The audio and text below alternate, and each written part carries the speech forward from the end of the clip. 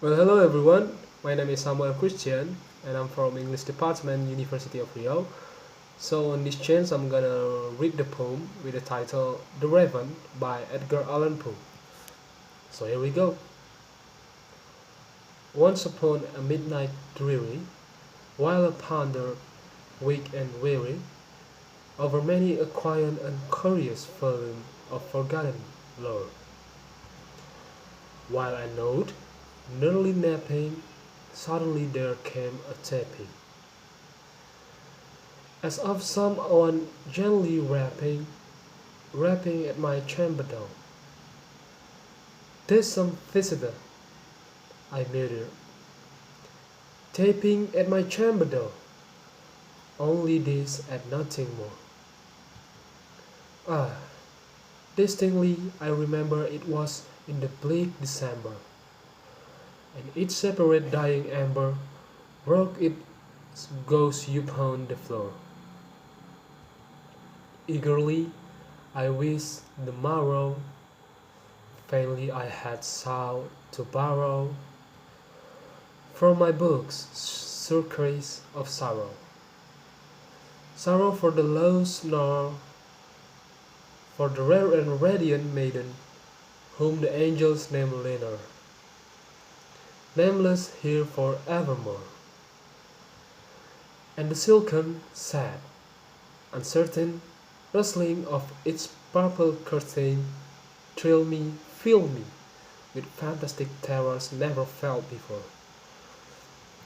So that now, to still the beating of my heart, I stood repeating, "'Tis some visitor entreating entrace at my chamber door. Some late visitor entreating entrace at my chamber door. This is it, and nothing more." Presently my soul grew stronger, hesitating then no longer. "Sir," said I, "or madam, truly your forgiveness I implore. But the fact is I was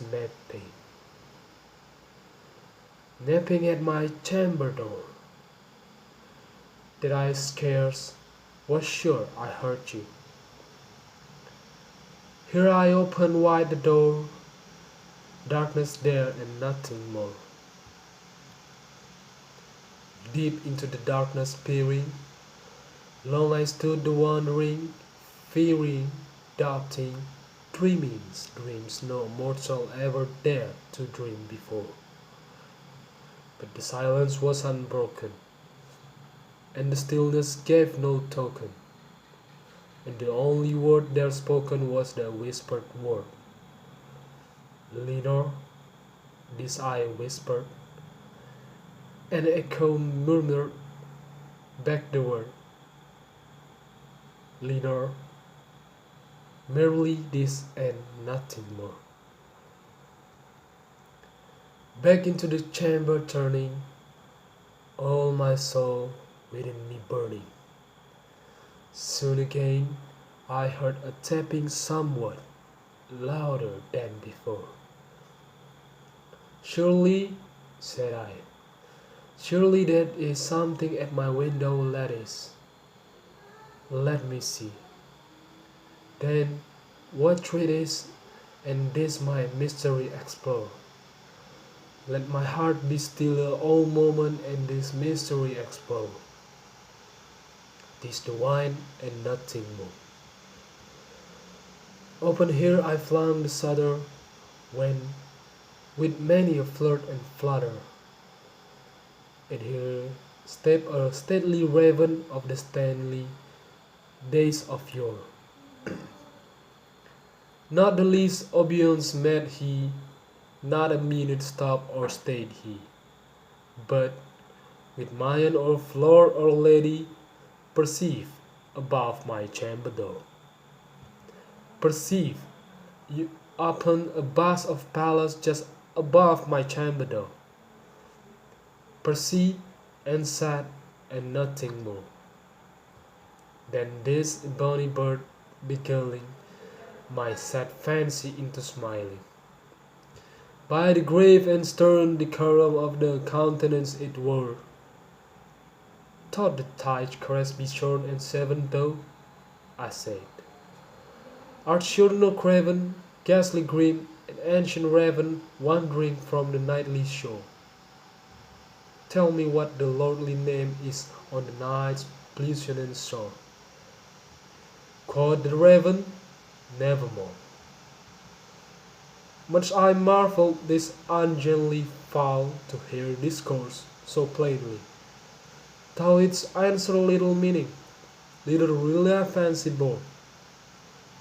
For we cannot help agreeing that not living human being ever yet was blessed with seeing bird above his chamber door, bird or beast upon the sculptured vase above his chamber door, with such name as nevermore. But the raven, sitting lonely on the placid bust, spoke only that one word, as if his soul, that one word he did outpour. Nothing further than he uttered, not a feather than he fluttered, till I scarcely more than muttered, other friends have flown before. On the morrow he will leave me, as my hopes have flown before. Then the bird said, nevermore. Startled at the stillness broken by reply so aptly spoken, doubtless, said I, what it utters it is only stock and store, caught from some unhappy master whom unmerciful disaster followed fast and followed faster, till his sons one burden bore, till the dearth of his hopes that melancholy burden bore, of never, nevermore. But the raven still beguiling all my fancies to smiling. Straight I will a cushion sit in front of bird, and bust the door. Then, upon the felt sinking, I betook myself to linking fancy unto fancy, thinking what is omnious bird of yore, what this grim, ungainly, ghastly, gaunt, and ominous bird of yore mean in croaking nevermore. These sad angels in guessing, but no syllable expressing, to the fowl whose fiery eyes now burn into my bosom's cold. This and more I sighed defining, with my head at ease reclining on the cushions, felt feeling that the lamplight glowed o'er, but whose velvet violet lining with the lamplight gloating o'er, she shall press, nevermore. Then medoc the air grew denser, perfume from an unseen cancer, swung by seraphim whose footbells tinkle on the tufted floor. Wretch, I cried, thy God had lent thee, by these angels he had sent thee, respite, respite and empathy from the memories of Lenore. Quaff, oh quaff, this kind empathy and forget this lost Lenore. Quoth the raven, nevermore. Prophet, said I, think of evil. Prophet still, if bird or devil. Whether tempter send, or whether temptest those thee here as her. Desolate yet all undaunted, on this desert land enchanted, on this home by horror haunted, tell me truly, I implore, is there Is there balm in Gilead? Tell me, I implore. Quoth the raven, nevermore. Be that word our sign of parting, bird or fine, I strike, austerity. Get thee back into the tempest and the night Plusian shore. Leave no black plum as a token of the light thy soul had spoken. Leave my loneliness unbroken. Quiet the past above my door. Take thy breath from out my heart, and take thy form from of my door. Quoth the raven, nevermore. And the raven, never fleeting, still is sitting on the pale bust of palace just above my chamber door, and his eyes have all the seam of a demon that is dreaming, and the lamplight o'er him streaming throws his shadow on the floor. And my soul, from out the shadow that lies floating on the floor, shall be lifted nevermore. Okay everyone, and after I read the poem, The Raven is one of Edgar Allan Poe's poems. And this poem first published in 1945, I think, and it's the most famous piece of Poe. The Raven is about an unnamed narrator's journey into madness after realizing he will never forget his lost lord. Pure analytic, figure of speech, and I think I'm gonna explain more or little explain or analyze this poem, The Raven poem by Edgar Allan Poe. And the first thing I want to explain is about metaphor. Metaphor is figurative word in which the word include an object or an action that cannot be applied literally. An example in The Raven is, in the poem is, and his eyes have all seeming of a demon's that is dreaming. These words describes are the meaning in which the eye that look like the demon's eye is dreaming. So clearly the meaning of the word describes and explains. The meaning of the word describes and explains the word itself, I guess. And the next one is about personification. In the Raven, in the Raven poem, example of personification is in stanza 2 when the narrator describes the embers in the fire as projecting their ghosts up in the flow. Of course, embers are inanimate, and also they do not have souls, so they cannot have ghosts. But is this the literally view of the word meanings? The next example in this curtain. In this poem, Poe makes the curtain feel sadness and uncertainty. There are traits usually associated with humans. The lamb-like shadow seems to be able intelligence. And the next one is about allusion. Allusion is figure speech in the form of reference to a place, person, or event which is considered general knowledge and easily understood by many people. In the poem, The Raven, the example of allusion is perched upon a vast of palace. You can see that once again, maybe. Refers to a place called palace. Palace itself is the name of the place given by the ancient Greek goddess of Athens. Okay.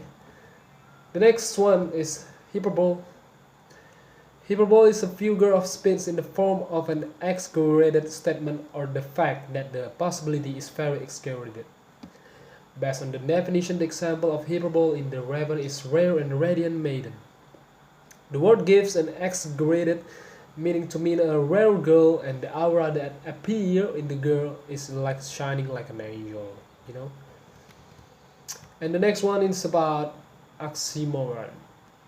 An oxymoron is figure speech that juxtaposes concepts with opposing meanings within a word or a phrase that creates an unstable self-contradiction. In his poem, The Raven Poe, they decide to use this oxymoron to describe the main character's feeling of desperation for his lover to come back to him. His lover, Lenore, had been lost, and the main character was feeling this loss at the time. When the bird tapped on his window, and main character felt terror.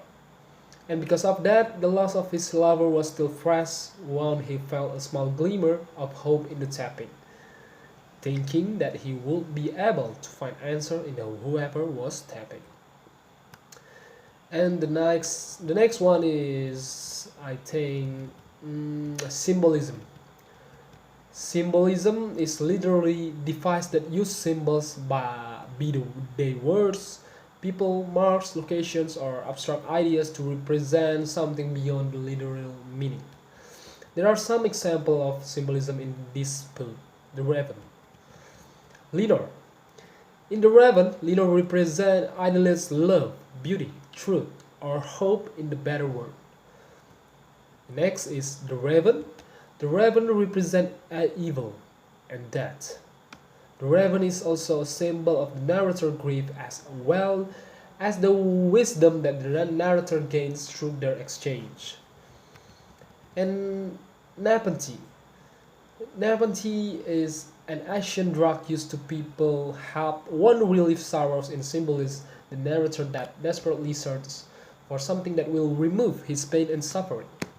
Okay? And the next one is the next one is about rhyme. The rhyme scheme in Edgar Allan Poe's The Raven is significant because the poem has unique pattern of rhymes, interreal rhymes, creating the atmosphere and attention in the poem. Most lines in The Raven use stretching octameter wides that follow a specific pattern in stressed syllable followed by unstressed syllable. Okay.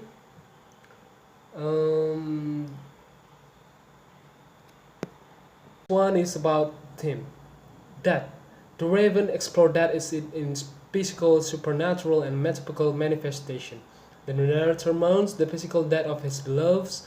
Lenore, he talks about the other friends who have died, and he contemplates his own death. The Raven symbolically represents the personification of death itself and serves as a reminder of what the narrator has lost and his impending fate. And the next one is I'm gonna explain about tone. The tone of The Raven is the dark melancholy. The Raven used words such as bleak, haunted, ghastly, and grim to create an atmosphere of disappointment and sadness. Okay, I think that's all my explanation, my analysis, how I read that poem. I hope you like it. Thank you for watching and goodbye.